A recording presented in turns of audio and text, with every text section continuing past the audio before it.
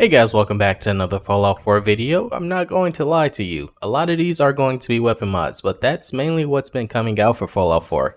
At least for things that I can do showcases for. But there are some game changing and exciting mods in this list also, so make sure you stick around because that's what chapters are for, so you can skip around when you want to where you want. So before we get into it, make sure you hit that like button down below, and maybe subscribe if you end up enjoying about 2 minutes to this video. Maybe a little less to make it fair for me. But other than that, let's dive right in. The first mod up is a weapon mod called 44 Auto-Revolver. Coming in a download size over 100 megabytes but not too big is a unique revolver with new custom animations for reloading and firing. Also, it has its own custom texture so you don't have to worry about it looking ugly. So this is a pretty good mod to experiment with if you want to try adding new guns to your game. Of course, this mod is added to the level list also, but I was too lazy to make it spawn like that because it can take a while. So I'm using the unique variant. This revolver is highly inaccurate though, with a lot of recoil, so you will have to be careful while using this, because you will miss a lot, unless you just happen to aim lower than usual. There are two unique variants, which are pretty easy to find considering it is listed on the mod page, like every one of the degenerate DAC mods. If you want this gun early like me, then you can just do that. Or you can just wait until level 22 where you'll start to see this weapon in shops or on raider bosses. But like I just said, the recoil on this gun kind of humbled me. I thought I had pretty good aim before using this. Up next in Slocum Joe's HQ, we have a new weapon mod called Select Throwing Knives. At base, this mod gives about 10 throwing knives, but you can craft more once you obtain it, so you don't have to worry about that. And I have to say the animations on this mod are absolutely beautiful. I had low expectations considering Fallout 4 animations are never really advanced and I've never seen a throwing knife before, but this kind of blew me away. Of course, to fully experience this mod though, you have to play in first person because it's a little wonky in third person. Like if you ever use Bowls of the Commonwealth, that one is kind of the same. It looks perfect in first person, but third person, the animations don't really play. And it flies at light speed for the throwing knives. But in first person, it's just perfect. And if you feel like the damage is a little too low, I don't, considering these are level 20 raiders and I'm doing about a third of their health in one hit. So just imagine when you first get these, they'll probably be one shots. But if you do, you can always increase the damage with eco by dank raft. The only obstacle now is actually getting them. Up next, another weapon mod, and I know 3 mods in a row like that, but this mod is called Owen Gun Aussie Diggers. Unlike the previous mod, this one can be crafted at a chem station and it has its own custom animations. And they are compatible with tactical reload, but you can also use the second file to remove the tactical reload requirement because this gun works fine on its own. Honestly, this was a new type of gun for me and I actually enjoyed this one. The recoil on it does feel real when you first obtain it. It's definitely there, but not so much that it prevents you from being able to shoot accurately, but you'll definitely notice it. But once you customize this gun and make it your own from the basic, I guarantee you're probably going to love this mod.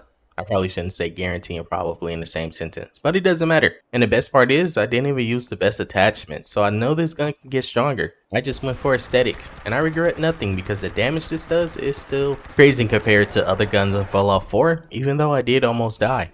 But that's all part of the process. And even though you didn't see it, yes, I did kill it. But up next, we got a new quest mod called Shady Motives with Wes Johnson. But based on the title, this mod was made only for donations to charity. I'm not going to pretend to know how it all works, but I can respect that at least. This mod starts as soon as you download the mod. You can add it at any point in your game, and a robot after a loading screen will literally chase you down to make you start the quest. But after you start the quest, you'll be sent on a mission to save a new NPC, which actually begins the real quest because this new NPC is also a new follower for you. And he does talk a lot, like a lot. But I did find it funny at least, so it wasn't that bad. But he isn't the only NPC new to this quest mod because things in this mod aren't what they really seem. And I'm not going to lie, I didn't fully finish this quest, but I'm definitely going to once I finish this. But quick warning, if you do start this mod on a new game, you will have a lot of enemies to fight. Namely the Children of Adam, which will be kind of hard to do on a new game with no weapons and low health. But for the people that love non-stop combat, this quest mod will definitely be something you enjoy. But I do wonder though, what happens when you already cleared the locations where the quest would send you? But I guess that's for you guys to find out because I know you have thousands of hours on a save and are just looking for mods you can add mid-save without breaking everything. Although this quest is called Shady Motives and some NPCs who are generally villains tell you the person you're helping is also a villain or lying to you, So it's kinda hard to tell if you're just some hired gun for someone trying to take over the children of Adam, or something worse. Or if you're really doing good for once. I'm not completely sure, but I do have a strange feeling that this is one of those offers with a lot of money you probably should have just said no to. And also I think the main scientist you're helping, without spoilers, has a strange relationship with super mutants. Namely one named Conch. Like I said though, no spoilers in case people do want to try this, but Conch might be the best character in this for me. Honestly, this quest had been going in circles. Nothing was as it seemed. Up next we're going back to a weapon mod, but this one is definitely worth mentioning. This mod is called Lever Action Shotgun. This weapon's animations are chef's kiss, but just like the select knives, to get the most out of this mod you do unfortunately have to play in first person. I mean, not that that's a bad thing, I kinda feel like that's how Fallout 4 was meant to be played, but I prefer third.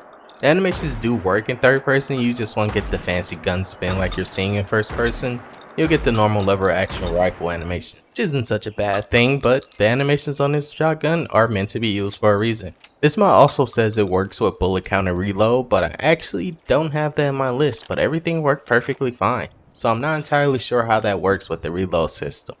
And also if you customize this gun too much, it kind of takes away the fancy animations, which kind of suck because that's kind of the main reason of using this. But I got back my animations and still have fun with this gun. And the reason why I do most showcases now at level 20 is to show how good a gun is at later stages, because any gun can look good at lower levels. I might actually keep this in my list now, same with select throwing knives. But up next we have a more modern gun called Bullpup Scout Rifle. Once again I'm using a unique variant which can be found at the Overlook of Quincy Quarries, next to a body. This gun felt amazing to use, it has good recoil and good damage. I mean honestly the damage did feel a little low at level 20, but that's what eco is for. And maybe because I didn't have perks besides to customize the gun. This gun, even though it is kind of fancy, uses vanilla ammo, so munitions isn't needed this time. But this gun does add over 50 new attachments for you to pick from, with some being better than others, with some also just being completely cosmetic. I feel like I don't need to say this also, but I will. It is also added to the level list for the Brotherhood of Steel and Gunners, because they always end up getting the cool stuff. There is also another unique variant because the Degenerate deck always adds at least 2, so you can feel free to find that one if you don't like the green. But up next we got an armor mod, kind of different from what I'm usually showcasing, but this mod is called Enclave Recon armor. And the reason why I say it's different from what I showcase is because based on the name I would expect this to be a power armor, but it's definitely not. It's more like a combat armor that you can wear clothing under. This armor is unisex, and honestly if I'm adding a bit of bias, might look a little better on males because it looks better bulky than it. The one thing that most large dungeons fail at is filling empty space, but I can tell that this mod was made with a lot of care and probably took months to make with how much detail was put in this place. For it, not realizing I ran past it like 50 times. It's literally at the bottom of the main entrance before the tunnels. But up next, the biggest mod of this list most likely, we have Polaria Systems. This mod's a massive underground bunker of sorts that we just classify as a dungeon. It has been overtaken by gunners and there are a lot of them down there, so you'll definitely want to be prepared with a lot of guns, or at least a lot of ammo.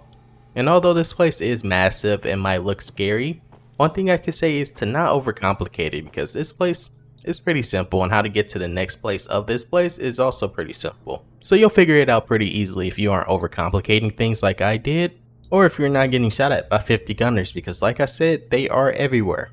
The one thing that most large dungeons fail at is filling empty space, but I can tell that this mod was made with a lot of care and probably took months to make with how much detail was put in this place. Because like I just said, a lot of empty space makes me hate large mods, and that's generally why I don't use them, but I enjoy my time I spent here, even though I was lost most of it. Unfortunately, I kept running in circles when literally all I had to do was push a button. Hence why I said don't overcomplicate things. Usually a dungeon mod or any gameplay or game mod, you follow the enemies that you kill because they generally die in the direction of the next area that you're supposed to be in. But that is definitely not the case here. You can kill only who you have to and just move on. Or you can kill everything like me and get lost. I will say I did crash a few times, but that's because I had a conflict in my list. I'm not entirely sure what was conflicting, but when I killed a lot of them, they made me crash. But you shouldn't really experience anything like that considering there are next to no bug reports for this mod. But I feel like I had to mention that just because this is a showcase and a review. Now I just have to go figure out what caused it to crash because I'm definitely keeping this mod.